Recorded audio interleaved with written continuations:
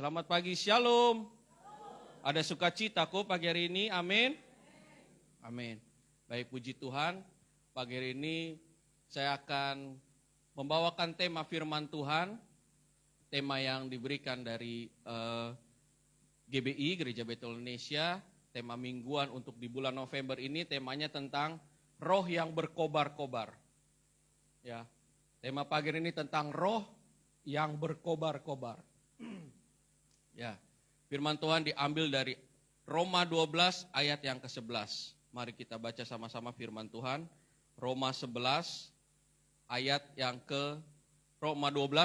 ke-11. Mari. Kalau sudah ketemu boleh katakan amin. Kita boleh baca bersama-sama firman Tuhan ini. Oke, kita baca bersama-sama.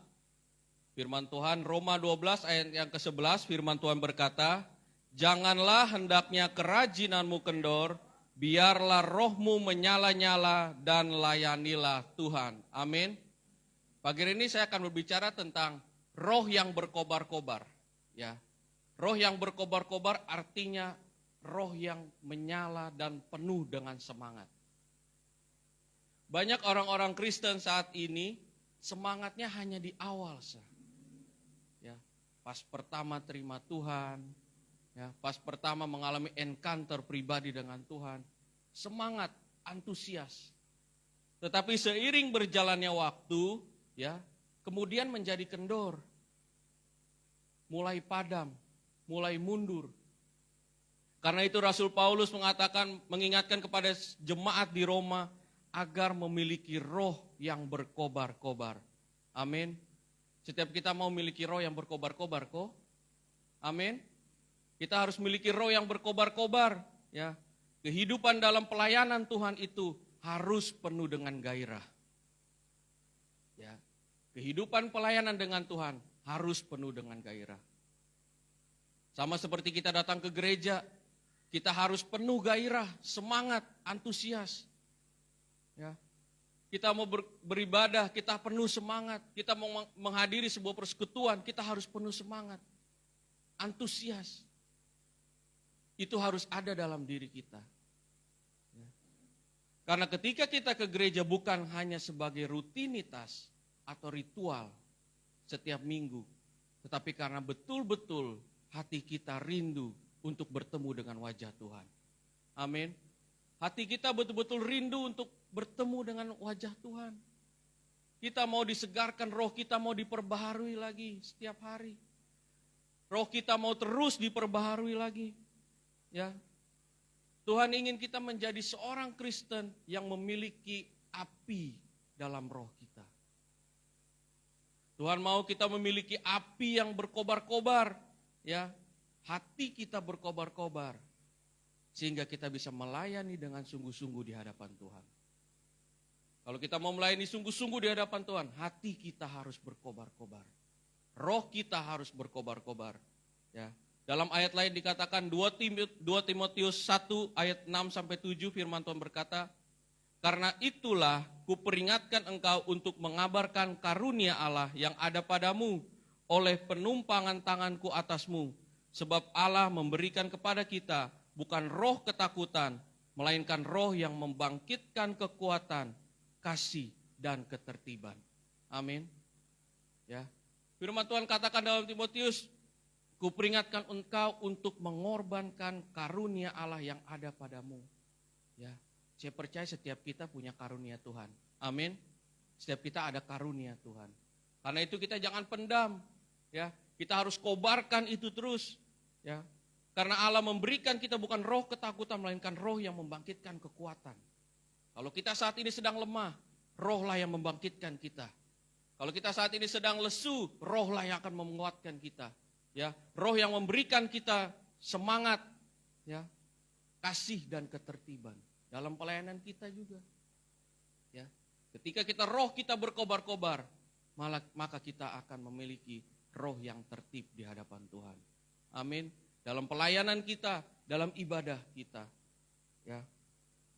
Hati yang berkobar artinya hati yang penuh dengan antusias, penuh semangat, dan penuh dengan gairah. Jadi kalau kita berbicara tentang roh yang berkobar, hati yang berkobar-kobar, artinya hati yang penuh semangat, antusias, dan penuh dengan gairah. Sekarang kita introspeksi diri kita masing-masing. Saat ini kita ada di titik mana? Sedang berkobarkah? Sedang tidak berkobarkah? Semangatkah? Ada antusiaskah kita untuk bersekutu dengan Tuhan? Ya. Setiap kita yang tahu pribadi kita, ya, berkobar-kobar itu semangat, antusias, penuh gairah. Ya. Kalau orang baru pertama kali merasakan yang namanya jatuh cinta, wah, dia punya semangat itu lebih dari yang lain. Betul kok Sonde, yang semenikah, yang belum juga boleh lah. Ya. Kalau kita pertama-pertama jatuh cinta, semangatnya bukan main. Mau hujan badai pun tetap. Ya, kalau ini jadwal harus pi sama-sama, pi jemput. Hujan son masalah, ada jas hujan. Ya. Semangatnya itu mula-mula itu semangat itu sangat semangat. Ya. Kalau orang Jakarta bilang tai ayam rasa coklat. Mau pahit jus son apa, pokoknya namanya sucinta nah. Mau son enak jus son apa namanya sucinta nah. Ada semangat, ada gairahnya. Ya. Yang belum merasakan jatuh cinta berdoa. Nanti ada waktunya dan Tuhan pasti siapin yang terbaik buat kalian. Amin. Ya. Jadi pertama kita harus mempertahankan kasih yang mula-mula dalam hidup kita. Antusias harus ada dalam hati kita. Ketika kita melayani Tuhan, ketika kita mau ke gereja, ketika kita berdoa, bersekutu dengan Tuhan, hati kita harus penuh dengan antusias. Antusias itu berasal dari kata entos, ya, entosiasmos. En itu artinya di dalam.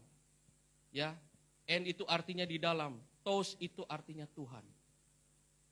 Berarti kalau orang yang antusias, dia harus ada di dalam hadirat Tuhan. Amin. Kalau orang yang ada Tuhan, dalam hadirat Tuhan, dia pasti akan antusias, dia akan berkobar-kobar. Ketika pelayanan, dia akan semangat. Ya, dia akan antusias. Bukan ketika di jadwal pelayanan, kok beta lah yang singer, kok beta terus nih yang WL, kok beta terus nih yang aser. Ya, orang yang pribadinya semangat, justru tanya Mahini, kapan beta jadwal singer lah? Mahini, kapan bisa jadwal WL lah? Madina, kapan beta jadwal WL untuk di Komsel? Itu semangat.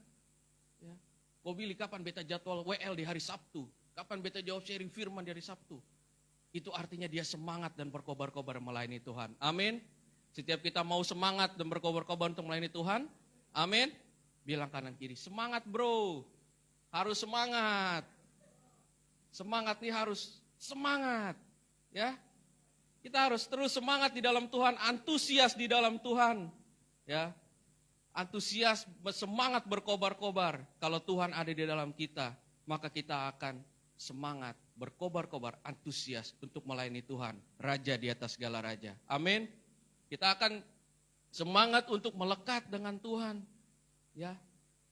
Jadi kalau tadi dibilang, kalau Tuhan ada di dalam kita, maka kita akan hidupnya penuh semangat dan antusias di hadapan Tuhan. Karena itu, penting bagi kita untuk hidup melekat dengan Tuhan. Ya. Hidup kita harus melekat dengan Tuhan. Dalam 1 Tesalonika 5 ayat 19 dikatakan, janganlah padamkan roh. Roh kita tidak boleh padam. Kalau kita mau terus semangat, Tuhan ada di dalam kita. Kita harus hidup terus melekat dengan Tuhan. Ya, firman Tuhan katakan, janganlah padamkan roh. Saya pernah katakan ketika beberapa minggu yang lalu atau beberapa bulan yang lalu khotbah tentang tubuh, jiwa, dan roh.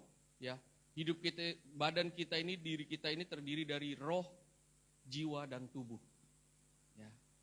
Jiwa itu berbicara tentang pikiran dan perasaan kita.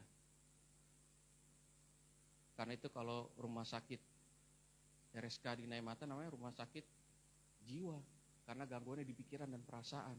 Bisa tiba-tiba marah, ngamuk, lempar-lempar barang, pikirannya kacau. Ya.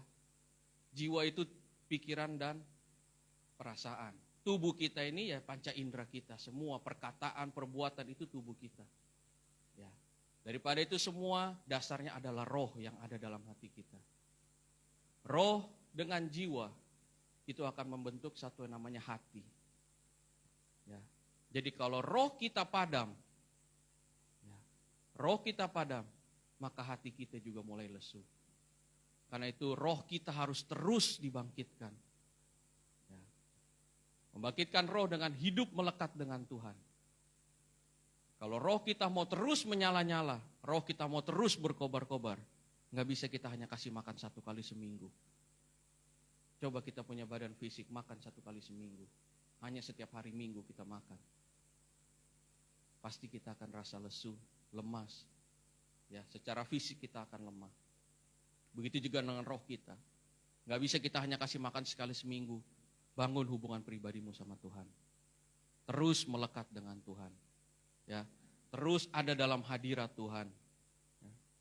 Fokusnya sama Tuhan. Dalam Yesaya 29 ayat 13 dikatakan, dan Tuhan telah berfirman, oleh karena bangsa ini datang mendekat dengan mulutnya dan memuliakan aku dengan bibirnya, padahal hatinya menjauh daripadaku dan ibadahnya kepadaku hanyalah perintah manusia yang dihafalkan. Ya. Ini ayat yang luar biasa. Kamu bisa tampilin Yesaya 29 ayat 13. Ya. Yesaya 29 ayat 13, kita baca sama-sama firman Tuhan ini sekali lagi. Yesaya 29 ayat yang ke-13, firman Tuhan berkata, dan Tuhan telah berfirman, oleh karena bangsa ini datang mendekat dengan mulutnya dan memuliakan aku dengan bibirnya, padahal hatinya menjauh daripadaku dan ibadahnya kepadaku hanyalah perintah manusia yang dihafalkan. Artinya apa? Kita boleh setiap minggu ke gereja. Ya, bibir kita mengucapkan pujian-pujian memuliakan nama Tuhan. Tetapi yang Tuhan lihat adalah kedalaman hati kita. Kalau hati kita jauh dari Tuhan, Tuhan akan lihat. Ya. Karena itu kita harus bangun hubungan pribadi kita sama Tuhan. Kita harus melekat pribadi kita sama Tuhan. Jangan sampai ibadah kita hanya sebagai sebuah rutinitas biasa. Ya, hanya sebagai ritualitas biasa. Karena ini sehari Minggu, kita harus pergi gereja. Ya. Firman Tuhan jelas katakan, bangsa ini datang mendekat dengan mulutnya, memuliakan aku dengan bibirnya. Tetapi hatinya menjauh dari Tuhan. Karena itu, ibadah yang sejati adalah persembahan tubuh kita untuk hidup di dalam Tuhan. Amin. Ibadah yang sejati adalah persembahan hidup kita. Hidup kita harus sesuai dan seturut dengan kehendak Tuhan. Ya. Saat ini banyak orang Kristen yang badannya hadir di gereja, hadir di tempat ibadah, hadir di dalam persekutuan, tetapi hatinya jauh dari Tuhan. Ya. Ketika ia datang ke gereja, hatinya jauh dari Tuhan. Tetapi saya ingatkan kembali sekali lagi, ketika kita ke gereja, mungkin dengan hati yang hampa, Tuhan akan lihat hati kita. Dan Tuhan yang akan memulihkan hati kita. Amin.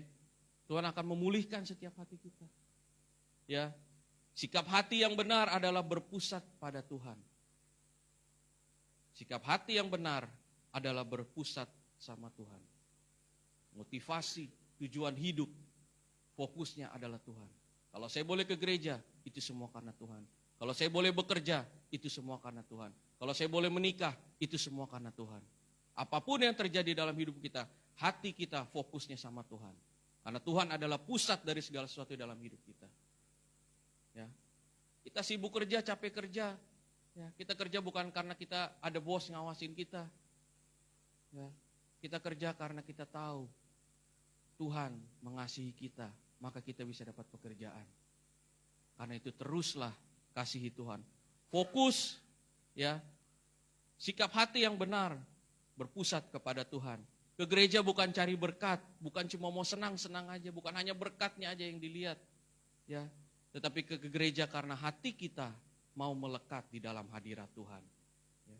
Ketika kita datang ke gereja, kita siapkan hati kita. Saya mau mencari wajahnya Tuhan. Ya. Jadi udah sampai gereja udah nggak lihat lagi dia pu aster siapa, dia pu WL siapa. yang khotbah siapa, yang main musik siapa. Karena fokusnya adalah Tuhan. Ya. Kita ke gereja, kita mau melekat dalam hadirat Tuhan, ya. Hati kita berfokus sama Tuhan. Jangan sampai kita salah fokus. Ya. Dalam Alkitab dikisahkan dua orang yang bernama Maria dan Marta. Ya. Saat Yesus datang, Maria duduk dekat dengan Yesus. Ya. Dia mendengarkan apa yang Tuhan bicarakan, Yesus bicarakan. Sementara Marta sibuk mempersiapkan makanan untuk Yesus. Ya. Sekarang kita mau pilih yang mana? Mau jadi Maria kok? Mau jadi Marta kok? Tapi kalau kita pilih Maria, nanti Yesus makan apa? Soalnya ada yang siapin makan. Tapi saya ingin katakan di sini adalah jangan hilangkan fokus kita kepada Tuhan. Kita boleh sibuk dalam pelayanan dengan Tuhan. Kita boleh sibuk dengan apapun yang kita kerjakan untuk Tuhan. Ya, kita boleh sibuk dalam pekerjaan Tuhan. Tetapi jangan pernah hilangkan fokus kita sama Tuhan untuk tetap hidup melekat pribadi, lepas pribadi dengan Tuhan. Ya. Kita harus tetap bangun hubungan pribadi kita sama Tuhan. Dari sini kita belajar bahwa kita harus tetap fokus sama Tuhan. Ya. Maria tidak melewatkan sedetik pun dengan Tuhan. Dia memilih untuk tetap dekat dengan Tuhan. Karena ia tahu ya, bagian terbaik yang ada dalam hidupnya ketika Tuhan ada dalam hidup dia. Karena dia tahu bagian terbaik dalam hidupnya adalah ketika ia memiliki Tuhan ada dalam hidupnya. Dalam pekerjaan kita boleh hilang kerjaan. Ya, orang boleh ngambil pekerjaan kita. Tetapi orang tidak bisa mengambil Tuhan dalam hidup kita. Ya, anak-anak muda yang pacaran, ya, pelakor-pelakor boleh ambil kalian pasangan, ambil Susana. Tetapi dia tidak bisa mengambil Tuhan dalam hidup kita. Ya, orang lain mau ngambil kebahagiaan kita, terserah. Orang lain mau menjelekkan kita, mengucilkan kita, terserah. Tetapi damai sejahtera Tuhan, Tuhan pribadi Yesus Kristus, tidak bisa dia ambil dalam setiap pribadi kita. Amin. Kita harus terus hidup melekat sama Tuhan. Ya. Kalau kita hidup melekat dengan Tuhan, tidak ada yang bisa memisahkan kita dengan Tuhan. Hidup kita terus dalam aturan Tuhan. Hidup kita terus dalam bimbingan Tuhan. Ya. Saya akan memberikan contoh ya, pagi hari ini. Bagaimana ciri-ciri orang yang rohnya padam atau tidak berkobar-kobar. Ya. Yang pertama, ya, kompromi dengan yang namanya dosa. Seringkali kita, kok hanya begitu sah. Dosa kecil, dosa besar itu sama. Kalau rohnya lagi padam, ya, dia kompromi, kok ini dosa kecil sah. Dia tidak menganggap bahwa itu adalah suatu masalah. Tetapi orang yang rohnya berkobar-kobar, antusias untuk Tuhan, ada Tuhan dalam hidupnya, ia bisa membedakan mana yang baik, mana yang benar, dan mana yang menjadi kehendak Tuhan dalam hidupnya. Ya. Yang kedua, ya, orang yang rohnya padam, teguran dianggap sebagai sesuatu yang mengganggu. Ketika mendengarkan firman Tuhan, mendapat teguran, itu pendeta hanya bisa omong-omong, saya di atas mimbar. Dia juga belum tentu bisa lakuin. Artinya apa? Fokusnya bukan sama firman Tuhan. Ya, kalau orang yang hati yang benar, hati yang berkobar, tadi firman Tuhan katakan, dia berpusat sama Tuhan. Ya, dia fokusnya sama Tuhan. Orang yang rohnya padam, hatinya padam, dalam pelayanan, ya, melayani bukan menjadi berkat, tetapi malah menjadi beban. Ya. Orang yang rohnya padam, pelayanan itu akhirnya menjadi beban. Tadi saya katakan, Weh kok beta le yang jadwal singer. Weh son ada orang lain kok, beta terus nih. Weh beta terus yang usher, beta terus yang WL. Ya. Termasuk khotbah juga, weh beta terus yang khotbah nih. Ya. Ketika jadwal sharing firman hari Sabtu, weh beta le yang jadwal sharing firman. Ya. Artinya pelayanan itu jadi beban. Tapi saya ingin ingatkan sekali lagi, melayani Tuhan adalah suatu kesempatan yang berharga dalam hidup kita. Melayani Tuhan adalah satu kesempatan yang sangat berharga dalam hidup kita. Karena itu jangan jadikan pelayanan itu adalah sebagai suatu beban. Tetapi pelayanan itu adalah suatu ucapan syukur kita. Karena kita mau mempersembahkan hidup kita seutuhnya untuk memuliakan nama Tuhan. Amin. Ya. Kita harus punya hati yang berkobar-kobar, hati yang menyala-nyala. Ya. Pelayanan bukan menjadi beban, tetapi menjadi berkat bagi banyak orang. Amin. Ya. Orang yang rohnya padam, ketika mendengarkan firman Tuhan itu terasanya datar. Gitu-gitu sah. Ya. Firman Tuhan bicarakan, oh hanya itu sah dia khotbah. Ya. Ini pendeta ada omong apa nih di mimbar? Itu artinya rohnya sedang padam. Ya. Kalau dengar gosip, woi, dari A sampai Z hafal mati. Berita apa yang paling terbaru saat ini? Ya. Perceraian siapa yang terbaru saat ini? Ya. Pasti tahu, hafal ceritanya. Artinya apa?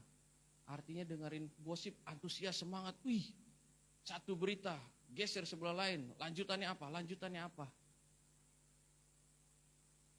Coba pribadi rohani kita juga seperti itu. Ketika kita mendengarkan firman Tuhan, ketika kita membaca firman Tuhan, kita semangat, wih lanjutannya bagaimana ya? Wih apa ya isi firman Tuhan?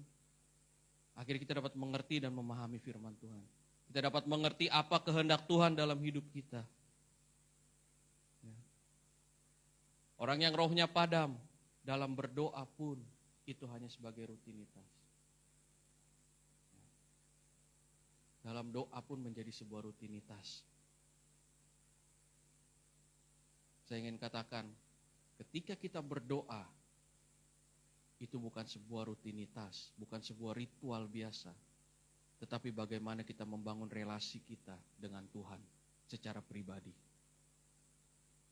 Ketika kita beribadah, ketika kita bersekutu dengan Tuhan, ya, Tuhan lebih ingin berelasi dengan kita, ya, melekat dengan kita, bukan hanya sebagai sebuah ritualitas biasa. Karena itu ketika kita punya hati yang berkobar-kobar, maka hati kita fokusnya, pusatnya sama Tuhan.